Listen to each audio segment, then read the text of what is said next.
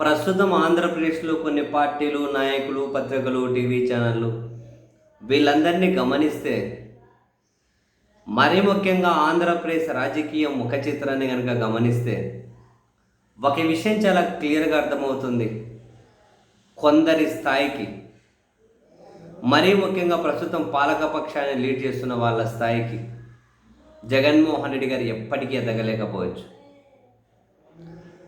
జగన్మోహన్ రెడ్డి గారు ఎప్పటికీ ఎదగలేకపోవచ్చు.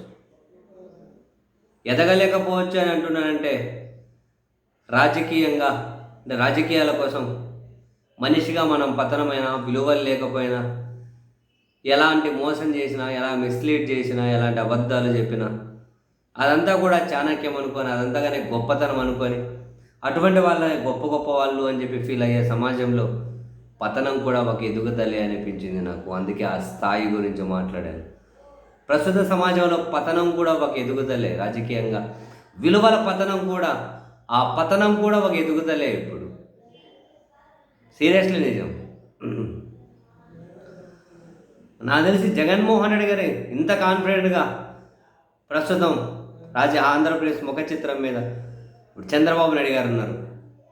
ఈరోజు ఆ కొత్త చెరువు ప్రభుత్వ పాఠశాలలకు వెళ్ళి అక్కడ ఉండి ఎంత కాన్ఫిడెంట్గా తల్లికి వందనం, నా కొడుకు ఆలోచనల నుంచి వచ్చిందని చెప్పగలిగారు. అందరికీ తెలుసు అమ్మ ఒడి అనేది జగన్ ఆలోచన అని. ఎన్నికలకు 2 సంవత్సరాల ముందే ఆయన అది ప్రకటించారు అని, 2017 చివరిలోనే దాన్ని ప్రకటించారు అని. దాన్ని వీళ్ళు పేరు మార్చి తల్లికి వందనం అని చెప్పిస్తున్నారని చెప్పి అందరికీ తెలుసు. అందరికీ తెలిసినా కూడా అది మాదే, మా ఆలోచనే అని చెప్పి కాన్ఫిడెంట్గా చెప్పగలగడం ఇంపాసిబుల్. నాకు తెలిసి జగన్మోహన్ రెడ్డి గారు ఎప్పుడు ఈ స్థాయికి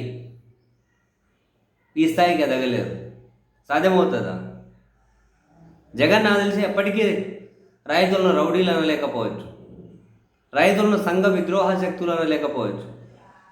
ఆయన ప్రభుత్వ హయాంలో చేసుకున్నదే చెప్పుకోలేకపోయాడు అనేదే కదా ప్రధానమైన కంప్లైంట్ కూడా. అలాంటిది ఇంకొకరు చేసిన దాన్ని కూడా నేనే చేశాను, నా ఆలోచనే అని చెప్పుకునే ఆ స్థాయికి ఇంపాసిబుల్. ఆయన ఖచ్చితంగా ఎదగలేకపోవచ్చు. ఎంత కాన్ఫిడెంట్గా, ఎంత దారుణంగా అబద్ధాలు చెబుతారు బాబోయ్. పదే వీళ్ళే 10 సార్లు మాట ఎట్లా తప్పుతారు, మాట ఎట్లా మారుస్తారు. ఇదంతా ఒక లెక్క. కాన్ఫిడెంట్గా చెప్పగలగడం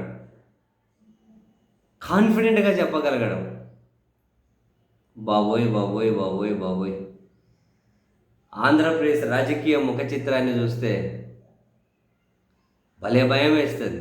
ఇన్ని చెబుతూ మళ్ళీ విలువల గురించి మాట్లాడతారు, నైతికత గురించి మాట్లాడతారు, హుందాతనం గురించి మాట్లాడతారు.